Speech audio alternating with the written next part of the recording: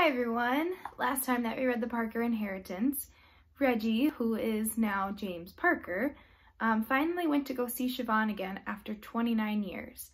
And she had just walked up to him and saw him, and she believed that he was dead for all this time. So we're going to find out what happens next. He was 18 all over again. "What happened to you?" she continued. I heard you had died." "Maybe you should sit down," he said. "I need to walk. I need to move. It helps me think," she started off, but stopped when she noticed that he wasn't following.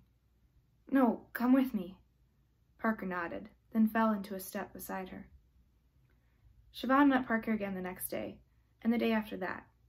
He was supposed to return to Denver for a series of meetings. He canceled them all. He cleared his schedule for the next week, then the month afterward. In the mornings, while Siobhan was at school, he sat on conference calls with his board members and employees, existing clients and new customers. During lunch, he read all the books that she raved about: A Wrinkle in Time, M.C. Higgins, The Great, and her favorite, The Westing Game. His afternoons and evenings were reserved solely for her.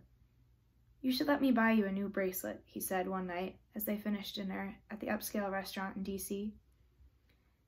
"A woman of your beauty shouldn't be wearing something so juvenile." "But I like it," she said, glancing at her wrist. The aluminum bracelet was scratched and weathered. He had been surprised and even happy to see it, but these feelings were soon eclipsed by shame. He had been so poor back then, so powerless and so insignificant. Now he could give Siobhan anything she wanted. She could leave that bracelet in the past, along with everything else. "My mother noticed that I was wearing it again," she continued. "When she asked why, I told her my new friend liked how it looked on my arm. Now she's all eager to meet you." Parker hadn't even known her mother was still alive a month ago. She stayed in an assisted living facility not far away. Siobhan saw her 3 times a week. Every time she visited, he felt a pang for his own grandmother. He never got a chance to see her again before she died. He reached for her hand, and she allowed him to take it. "I could see how introducing me to your mother could be problematic," he said. "Problematic? That's a polite way of putting it," she laughed a little. "I don't even know what to call you. You've never been James Parker to me." "It's only a name." "I don't think so. A name helps to define who we are. It reminds us of our history." "Is that why you went back to using Washington?" She nodded. She hadn't talked much about her marriage, and he hadn't pressed her on it. He felt he didn't have the right to ask certain questions. "You know, you can't stay here forever," she said. "You'll eventually have to go back home." He was in negotiations to acquire another company. He had done as much as he could from his hotel suite, but he needed to return to his office to finalize the purchase. The real world was at their doorstep, and it was dangerously close to barging in. What if you came with me?" he asked. "For winter break?" "No," he squeezed her hand. "Forever." Siobhan stared at her dessert, a chocolate mousse covered in strawberries and whipped cream. Parker had already finished his. It was richer than he had anticipated. "How could we even make that work? We'll find a way. And what would life be like for me there, with you?" "You'll be my..." He struggled for the words. Girlfriend didn't sound right. Not big enough. He should have bought her a ring. She should be his fiancée. "It'll be fine." "And would you be okay with dating someone who's black?" she asked. Parker didn't answer. Siobhan pulled her hand away. "What do you want me to do, Reggie? Pretend I'm somebody else?" As she held up her brown hands, her bracelet slid down her arm. "All of us can't pass for white." "There are creams you could take, and medicine." Her face twisted into a frown, or worse, a look of disgust. "I'm 46 years old. I'm not going to change who I am now." She pushed her plate away. "I won't change who I am now. Not after what I've been through." "I'm sorry," he quickly replied. "Of course you don't have to change. My board, they'll be fine.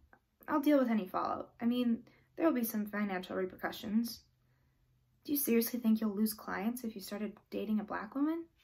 "Don't be so naive. Of course I'll lose work. There are still a lot of racists out there.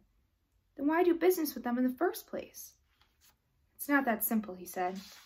Sometimes I don't even know their beliefs until they make an off-color joke about black people. Parker took a long drink of water. This was all going wrong. Why are we arguing about this now? He asked. We don't have to decide anything today. Why don't you just quit? She asked. You have more than enough money. Just stay here. I can't. I work too hard to build what I have. He thought for a second. Plus, it would hurt my employees. Yes, he told himself. That sounds better. Her eyes hardened. Speaking of those employees, how many of them are black? I don't have any idea. I don't keep count. I'm sure human resources could. What about your board of directors? She asked. Your vice presidents? Any of the executives in your company? How many of them are black? Siobhan. 2? 1? He took another drink of water. Oh, I see. Change happens slowly.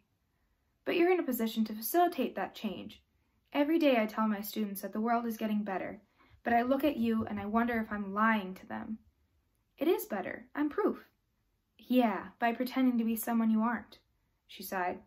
Let's be honest. You aren't pretending anymore, are you? Siobhan, that's not fair. Do I have to lie about who I am to move to Denver with you? What am I supposed to say when people ask me how we met?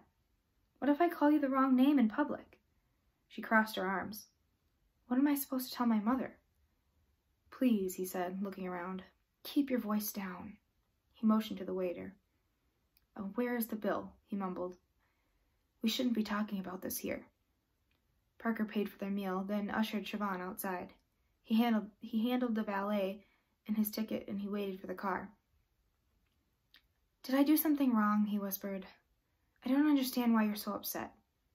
She wrapped her shawl tightly around her. Today is the anniversary of my daddy's death. He didn't even see me graduate from college. She looked at Parker. He was never the same after we left Lambert. Most of that was his fault. Too much drinking, too much pride. But I also can't help but blame the world. At least a little. He needed a second chance, but no one was willing to give it to him. Perkins wouldn't write him any letters of recommendation, and my mother, bless her heart, could only put up with him for so long. The valet pulled up with the car, but she didn't move toward it. I guess that's why I'm so mad. He had 1/10 of what you have now, 1/20th, 1,000th, and he still reached out to help people worse off than him. Or do you not remember all the meals he fed you when you didn't have anything to eat? Parker took her hand. I can do better, Siobhan, I promise. She nodded, then pulled away and walked to the car.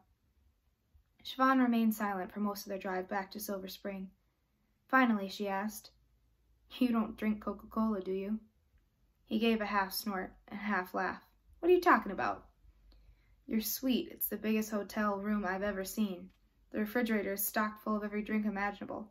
Expensive water, fancy juices I can't even pronounce. Every type of soda ever made. Everything except Coke. His hands tightened around the wheel. No, I don't really prefer it. When's the last time you tasted it? He sped up, his eyes staring straight ahead. Oh my God, you haven't drank it since 1957. You're still mad at Chip Douglas. Aren't you? Parker exploded. His friends destroyed our lives. They weren't his friends, Reggie. They helped us get out of town, remember? Sorry, I was too busy running for my own life. She shook her head. I can't believe you still hate that city so much. It's all-consuming. Her mouth dropped for a moment. The Allens. I heard their company had filed for bankruptcy. They lost out on a ton of contracts. One of their businesses had been bought out. He pointed her finger at him. It was you, wasn't it? How can you have any sympathy for the Allens, he asked, after what they did to your father and to us? A lot of people depended on those jobs, and you stole them from the city. People could move. There are other jobs. Oh, and I guess they can pretend to be white, too. Siobhan! Who else do you hate? My father, too? Parker turned on the radio. He didn't want to talk about this. He wasn't mentally equipped to talk about it. Not now, maybe not ever. She turned down the volume. Reggie, answer me. If he had just let us be together, Parker began. Can't believe I'm hearing this. You're just like him. She picked up her purse from the floor. Stop the car. Siobhan, now. Parker pulled into a gas station parking lot, but kept the car running. A man pumping gas glanced in their direction. Parker flipped down his visor so he wouldn't have to be seen. I've known you've been alive for a month now, she said. Tell me the truth. You've known where I was since when? He sighed. I've always known. The way I see it, you had 29 years to find me, to prove my father was wrong when he said we didn't belong together. And you have the audacity to say it's his fault for keeping us apart? Siobhan reached over and touched Parker's cheek. Her hands were so soft. Whatever happened to the boy who gave me word puzzles, who played with the kids in the park? Where's the boy I used to love? She pulled away, then opened the door. I'm sorry, but I can't be with a man who hates the world as much as you do. Wait, he said, as she stepped out of the car. Where are you going? I'll call a cab. Siobhan, please. Good night, James, she said, closing the door. He watched her walk into the convenience store. A few minutes later, a yellow taxi pulled up front. She didn't look in his direction as she stepped in and rode away. So that wasn't exactly how I imagined James Parker and Siobhan meeting up again after 29 years would go. What do you think that James Parker is going to have to do to change to make Siobhan see that he's a better man?